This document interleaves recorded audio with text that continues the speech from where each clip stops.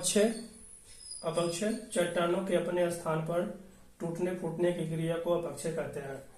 जब चट्टानें धरातल की चट्टानें अपने स्थान पर ही टूटती और फूटती हैं तो उसे कहते हैं अपक्षय।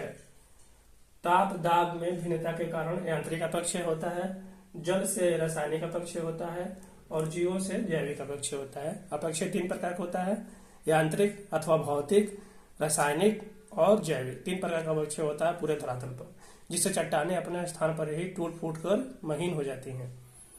तो ताप और दाब, जब रात को दिन को तापमान अधिक होता है, रात को तापमान कम हो जाता है, तो ये प्रतिदिन क्रिया रोज चट्टानों पर घटित होती है। तो तापमान बढ़ने से चट्टानें फैलती हैं, फिर रात को सिकुड़ जाती हैं।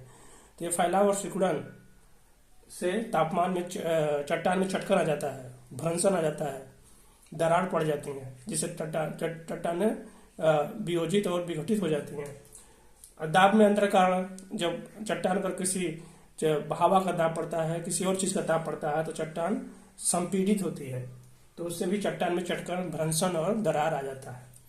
उसके ये तो भौतिक अपक्षय हो गया। ताप दाब के कारण भौतिक अपक्षय होता है, और ये मरुस्थलीय क्षेत्र में ज्यादा होता है, क्योंकि वहां पे तापमान भी अधिक होता है, रात को तापमान अधिक हो जाता है और दिन को रात को तापमान कम हो जाता है, दिन का तापमान अधिक होता है। तो तापांतर में अधिकता के कारण भी मरुस्थल में ये भौतिक अपक्षय ज्यादा होता है। और ये जो जल से रासायनिक अपक्षय होता है, जल से रासायनिक अपक्षय होता है। जलयोजन की प्रक्रिया है, ऑक्सीकरण की प्रक्रिया है। जल में जब कोई चट्टान घुलती है तो जल उसको घुला देता है, ऑक्सीकरण कर देता है, उसको छोटे छोटे दानों में तोड़ देता है।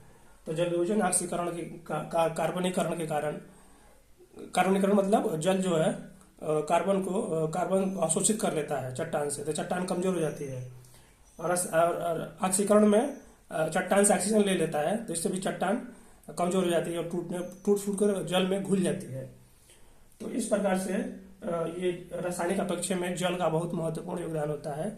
और ये जल योजन ज्यादा उष्णकटिबंधीय क्षेत्रों में होता है, जहाँ नदियां प्रतिदिन वर्षा होती है। भूमध्य रेखीय क्षेत्र में ज्यादा होता है, जहाँ प्रतिदिन वर्षा होती है। और जीवों से जैविक अपक्षय होता है। जीव जैसे पेड़ पौधे हो गए, पेड़ों की जो जड़ होती हैं वो चट्टानों में प्रवेश कर जाती हैं और उनमें दरार पड़ जाता है, तो उससे शैलें कमजोर हो जाती हैं। इसी तरह पशु जो है, पशु के खुर से भी चट्टानें, जब पशु से चराने लोग जाते हैं तो उसके खुर से भी मिट्टी टूटती फूटती है, तो उससे भी अपक्षय होता है। तो इस प्रकार से इसके अलावा जो रोडेंट हैं, जैसे रैट हो गया, चूहा, वो बिल बनाते हैं और चट्टानों को कमजोर करते हैं बिल बनाकर। तो इस प्रकार से ये अपक्षय और उसके प्रकार है।